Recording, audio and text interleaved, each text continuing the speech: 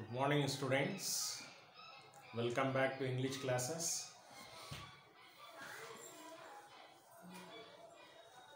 Hope you all have attended CA2 examination confidently.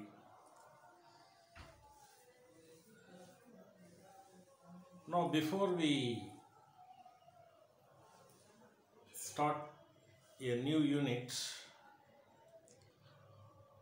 I would like to tell you few things related to assessments. First of all, I appreciate the students, those who have attended sincerely, efficiently, and they have sent their assignments, that is their assessments, on time. And I have valued, and majority of boys have done a wonderful job. They were really amazing, but some of the boys didn't turn up. See, that is the very saddening thing to say, that some of the boys have not at all tried. Some of the boys have tried well. So the first thing what I would like to tell you is, attend it, attempt it. When I send back your assessments, then only you come to know that what are the mistakes you have committed, so that you can sort out your problems, so that you can identify your shortcomings, and so that you can rectify all your mistakes. If you keep quiet, if you don't turn up, it will affect your internal marks. So hereafter, see, after some classes, now I am going to begin the unit 4, and whenever time permits me, I conduct assessment test. So hereafter, all of you have to attend the assessment test sincerely, and you have to keep all the, that is the hard copies with you, because when I ask you to bring, to get signature, you have to bring all the assessment copies. You have to submit to me in person. Before that, you have to send all your assessment through assignment section. Then I will verify and I will send you back. And another one thing I would like to tell you, I keep on telling you that send a single document in PDF format. See, it would be easy for me to value your answers and I can send you back. So it would be easy for me and for you too. Okay. So dear students, in Unit 4, you have Business English. What do you mean? See, Business English is also a part of English for a specific purpose, for a purpose of business. See, as you well aware that English is a lingua franca, English is a business language.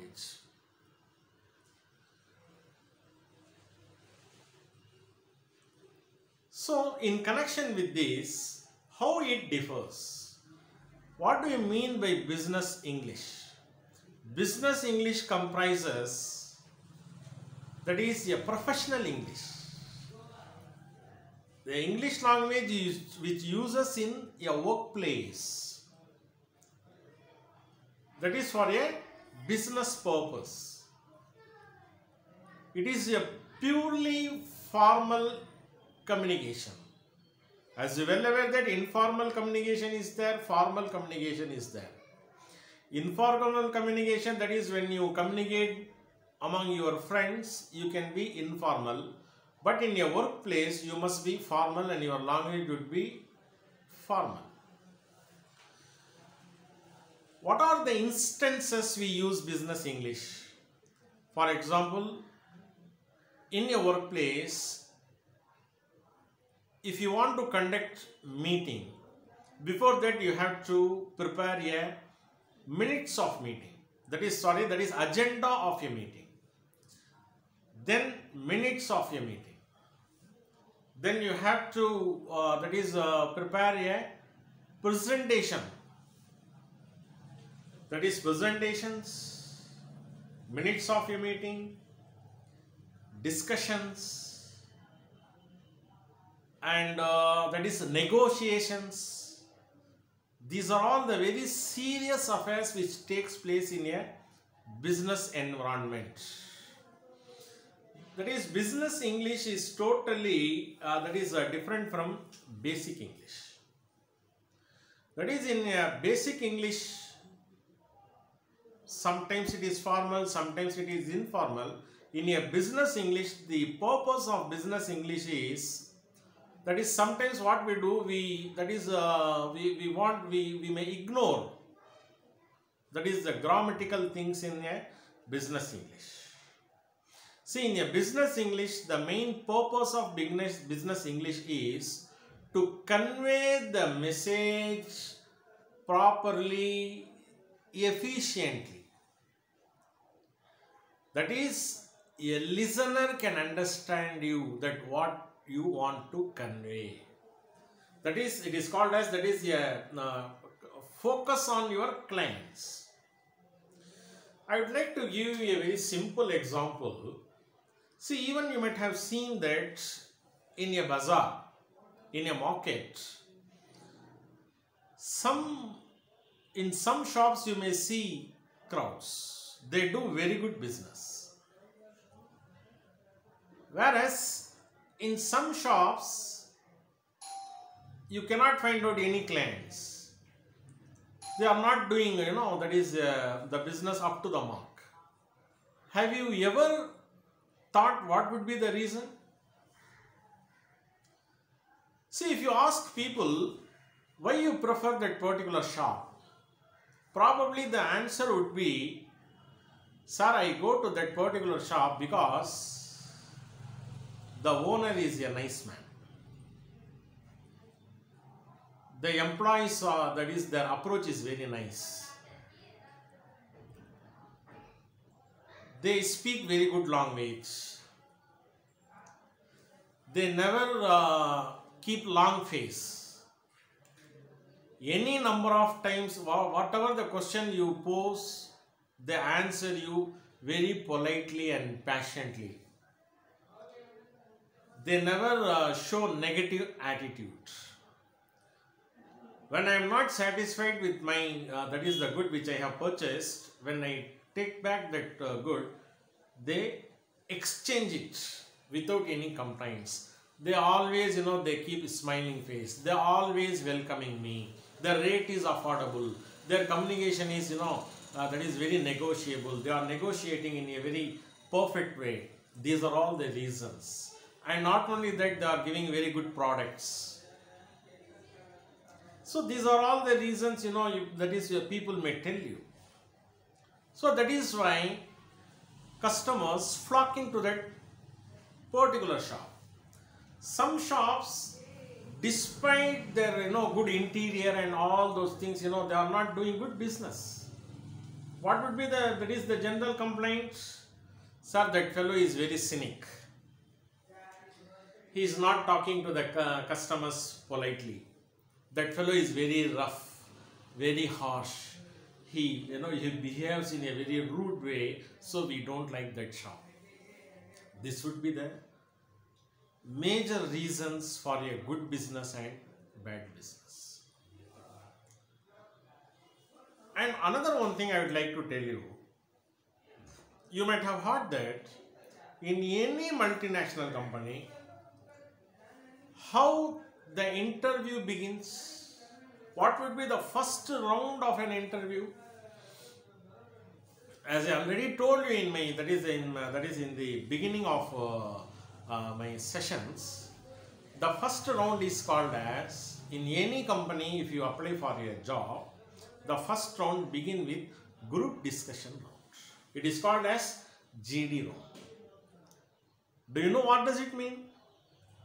What they do in a group discussion room? See, before they ask you from which college, you have done your graduation, which university, which place, what degree, the least to bother about all those things. First thing what they do, they divide the members in a particular batches, and they ask you to sit in a chairs, and they give you one topic, one general topic, and they would ask you to discuss on the topic for 15 minutes. For example, you just imagine that 10 members, they are asked you to sit in a semi-arch shape. You have to sit there, some general topic would be given. For example, cell phone, boon or man, like that. What they do, they observe you for 15 minutes, they won't disturb you, they won't ask you any questions. They simply observe you that how you discuss on the topic. What they observe, who initiates the topic, who begins, number one. Number two, how you agree with others, how you disagree with others, how you progress the discussion, how you clarify, how you ask questions, how you verify your doubts, how you are putting forward your points. These are all the things, how you persuade, how you argue, how you come to consensus. These are all the things, they observe you, that how you do it. See, in a general conversation, in day-to-day conversation, even in our general conversation, what we do, we do all those things. But when you agree, how you agree. When you disagree, how you disagree. Your body language and your style, whether your gestures offend your listener or your gestures are pleasing one.